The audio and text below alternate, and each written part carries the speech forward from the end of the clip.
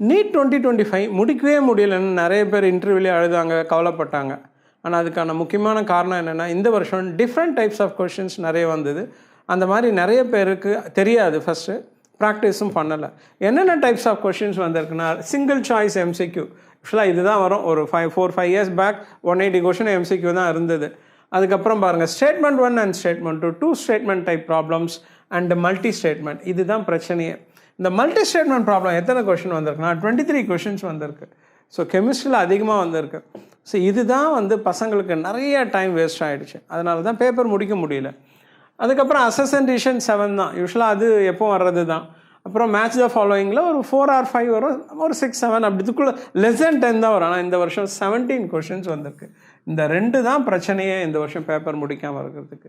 So இதுலேயும் ஒவ்வொரு match the ஃபாலோயிங்கில் 4 statement இருக்கும். அதை படித்து அதை புரிஞ்சுக்கிட்டு கம்பேர் பண்ணி கரெக்ட் ஆப்ஷன் எழுதுவோம்.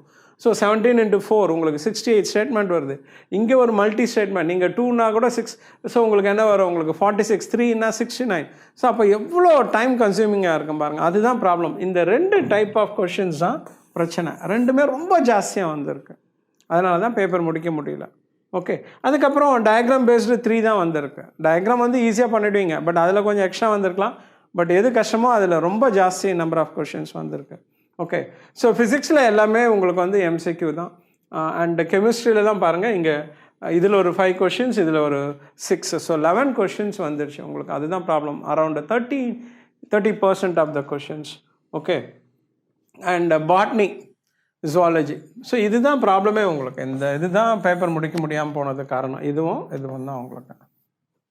பட் இதுக்கப்புறம் நீங்கள் 11th 12th இல்லை ரிப்பீட்டராக இருந்தால் இந்த மாதிரி கொஷின்ஸ் இருக்கிற புக்ஸை ப்ராக்டிஸ் பண்ணுங்கள். மார்வலில் ஃபிசிக்ஸில் ஒரு 1000 அசசன்டேஷன், ஒரு 200 to 300 மேட்ச் த ஃபாலோயிங்.